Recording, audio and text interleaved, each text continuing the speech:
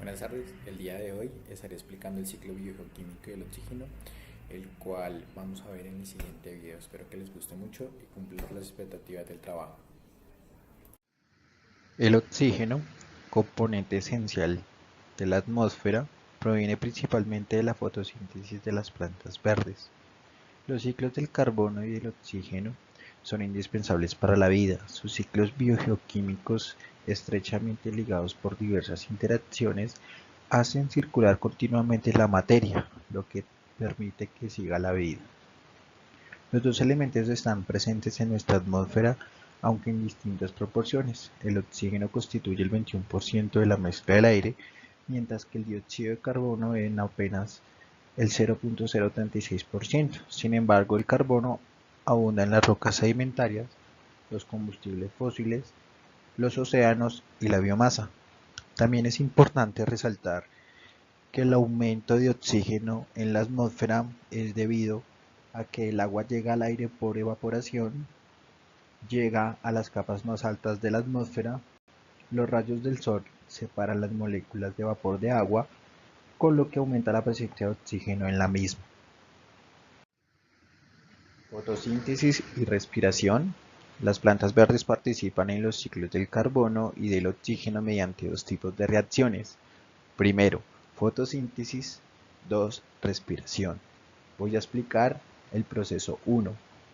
La fotosíntesis es un proceso químico beneficioso para todos los seres vivos, en el que las plantas, algas y algunas bacterias captan y utilizan la luz solar para transformar la materia inorgánica de su entorno en materia orgánica para su propio desarrollo como seres vivos. La clorofila es muy importante en este proceso, ya que es la encargada de absorber o atrapar la luz solar y además es la encargada de darle el color verde a la planta.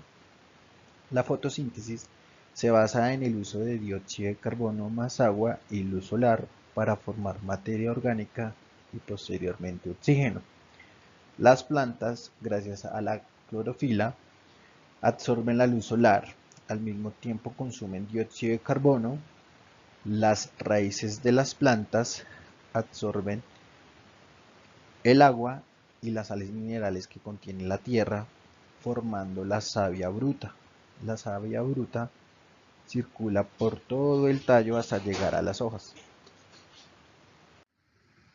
donde posteriormente la planta elimina esta agua por transpiración a través de sus estomas, minúsculas aperturas situadas bajo las hojas, donde se produce la fotosíntesis. Las moléculas de agua que trae la savia bruta se dividen en átomos de hidrógeno y de oxígeno. El oxígeno se libera del proceso a través de las hojas y el hidrógeno se une con el dióxido de carbono para producir la materia orgánica que necesita la planta para su desarrollo, formando lo que se denomina la savia elaborada, la cual se distribuye por toda la planta. La respiración en plantas cumple la siguiente función. Las plantas absorben el oxígeno y liberan el dióxido de carbono. Este proceso se produce sobre todo en las hojas y en los tallos verdes. La respiración, las plantas las hacen tanto de día como de noche, en la que ante la falta de la luz, las plantas realizan solamente la función de respiración. Como ustedes pueden ver en la imagen, tenemos unas flechas, las cuales indican el proceso, una fase clara y una fase oscura, donde realizamos todo el proceso de absorción de oxígeno y posteriormente expulsar el dióxido de carbono. En la respiración animal, como la de los seres humanos, inhalamos oxígeno y exhalamos dióxido de carbono.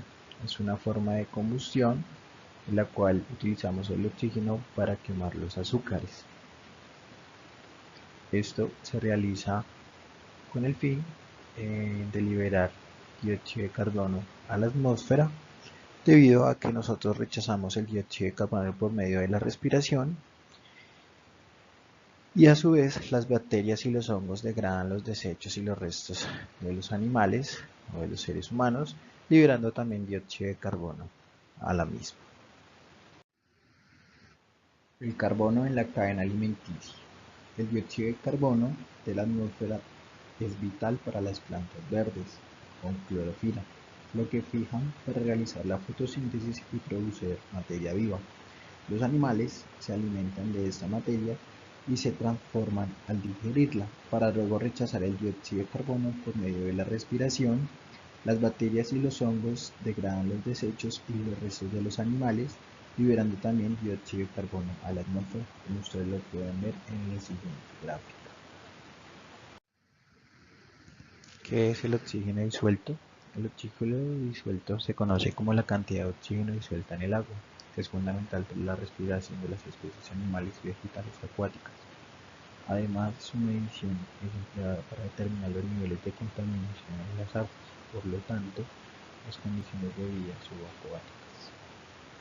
El enriquecimiento natural de los lagos con sustancias nutritivas se llama eutrofía.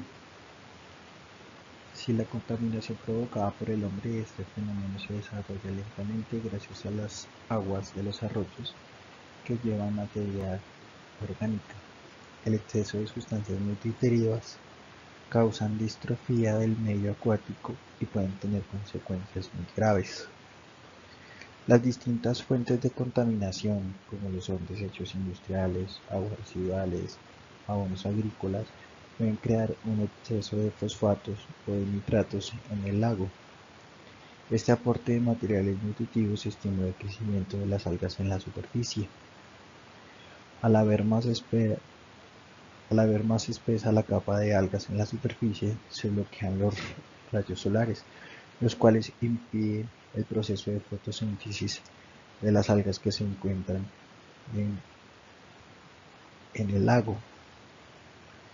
Al encontrarse privadas de la luz, las algas del fondo mueren, lo que aumenta la multiplicación de bacterias, las cuales consumen el poco oxígeno que se encuentra en el agua, mientras que el fondo del lago se llena de sedimentos orgánicos. Al finalizar el proceso, el agua completamente privada de oxígeno desprende amoníaco y hidrógeno sulfuroso, lo cual produce un olor a huevo podrido característico de lagos eutróficos. Los factores que influyen en la concentración de oxígeno disuelto en el agua son la presión atmosférica, los niveles de salinidad en el agua, la temperatura, el flujo de la corriente, presencia de plantas acuáticas, materia orgánica en descomposición debido a la actividad humana. En la fotografía ustedes pueden observar, encontramos la laguna La Herrera, está ubicada en el municipio de Mosquera, vía La Mesa. En esta laguna se vierten las aguas residuales industriales y domésticas del sector. Ustedes pueden observar, es una laguna que se encuentra totalmente colmatada por el buchón de agua. Tenemos uno de los impactos ambientales más importantes, que es la pérdida de vida acuática en la laguna. Es una laguna totalmente eutrófica. La concentración de nutrientes o de carga orgánica en el agua son altísimos. Ustedes pueden observar, los rayos del sol no penetran el agua, lo cual no permite que se genere procesos de fotosíntesis o procesos de oxigenación en la misma. El buchón de agua es una planta que es considerada invasiva, el cual se reproduce rápidamente, por ello se considera como una plaga, debido a que si está en un lago, al no tener corriente, puede llegar a cubrirlo todo. En la fotografía que nosotros estamos viendo, prácticamente está totalmente cubierto por el buchón de agua.